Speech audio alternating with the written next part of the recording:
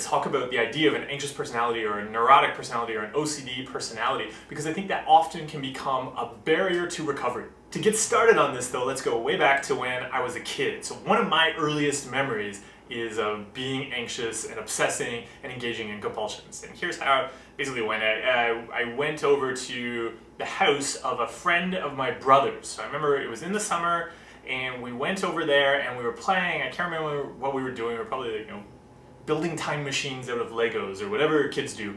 And we were playing, and I remember somehow in all of this, I got it in my head that I must have damaged a piece of furniture in this kid's living room. And I remember for weeks after we'd gone over to this kid's place, I was obsessing over the fact that I've damaged this piece of furniture. I'm going to get in trouble for it. I'm going to have to pay for it. I had no real concept of money, so I thought that was the end of the world because obviously I didn't have any money.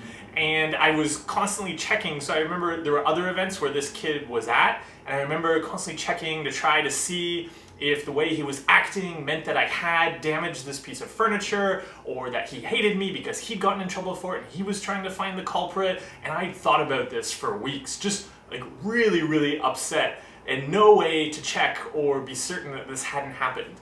So from a very, very early age, I was engaging in OCD compulsions, right? So I was practicing OCD from very, very early on, long before I'd say it was full-blown, and it was really something that was taking up my life all the time. And in many ways, it was encouraged when I was a kid. I mean, at school, I would work obsessively on projects. I could spend days working on a cover page for something, and of course, I would get a big gold star, right? And I was always worried that other people would hate me or dislike me or I'd say something wrong, so I was incredibly polite. I was always checking to make sure that everybody else was okay, constantly engaging in lots of compulsions to not be disliked. Of course, again, always encouraged, lots of gold stars for you kids. So that was who I was. That was my personality. That's how people interacted with me. That's how people knew me. That's how people thought good things about me. I was anxious and obsessive and it was rewarded, so I kept doing it and I got better and better at it. And eventually, of course, that explodes into full-blown OCD, and I was spending hours every day on compulsions. But it really, really began way, way back when I was a little kid.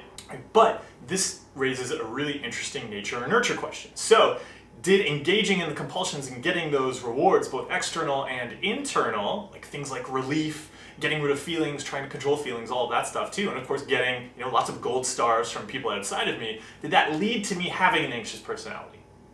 Or did I just have an anxious personality and as part of that, I engaged in compulsions? So which came first, the platypus or the egg? If you've been watching my videos for a while, you may know that I don't actually care because regardless of how you ended up with OCD, what matters is what you're going to do now in the present to change that. But believing you have an anxious, neurotic, obsessive personality that's set in stone can become a real barrier to recovery in the present. I'm not here to tell you about your personality, but I know that I am no longer that little anxious kid that I was for 28 years of my life. Recovery has been amazing, and what's one of the most amazing parts of it is learning how to be myself and learning how a lot of that extra stuff that was making me miserable that I believed was part of my personality was junk I could throw out, and a big part of that was believing that I was just an anxious person and that's just the way I am. I look at being anxious or obsessive or neurotic or compulsive or whatever you want to call it as a skill.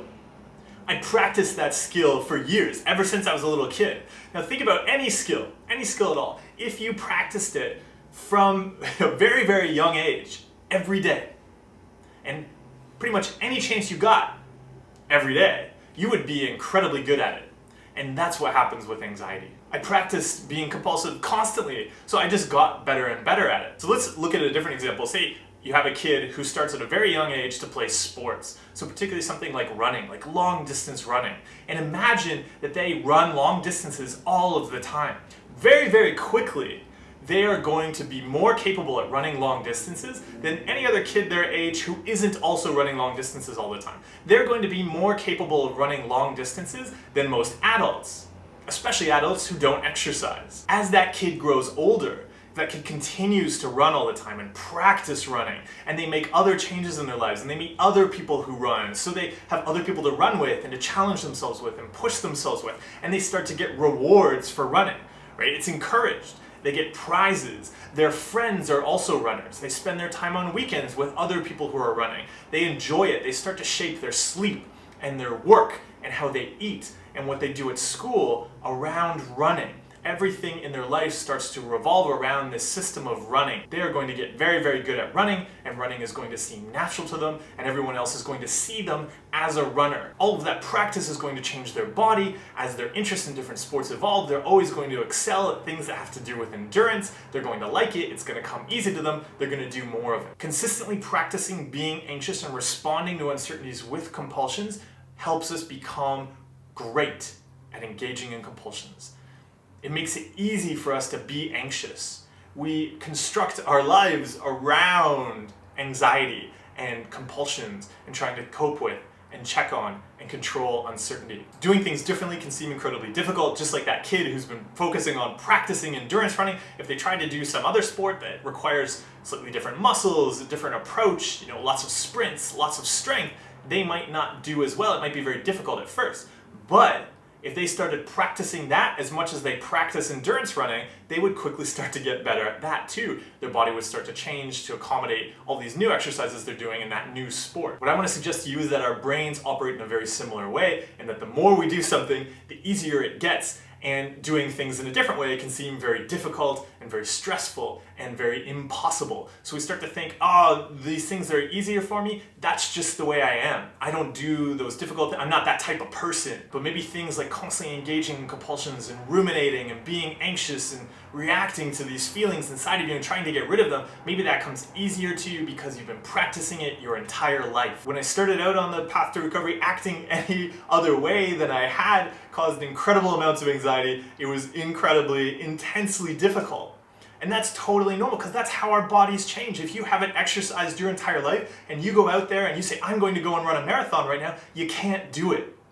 It takes time to build up those skills, it takes practice, and it takes reorienting your life and all of the systems in it around that new healthy direction you're going to take. So if you believe you're just an anxious person, you're just obsessive, and that's just the way you are, but you also find that your struggles with anxiety and OCD and whatever else you're dealing with are also making you miserable and getting in the way of your goals in life, then I would suggest that that belief, that that's just the way you are, is a belief you might want to throw out. So look, our brains are real things. They're these blobby things up here in our skulls. They're just like any other part of our body. They do change, but they take time. But one bonus I can speak to is that, you know what?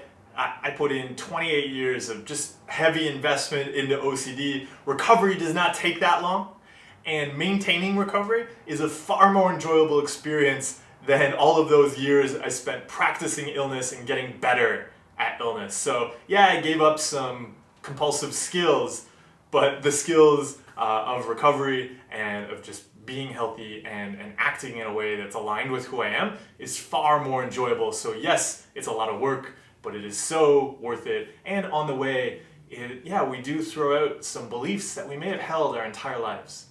But on this journey, sometimes you have to lose a little bit of luggage to lighten the load.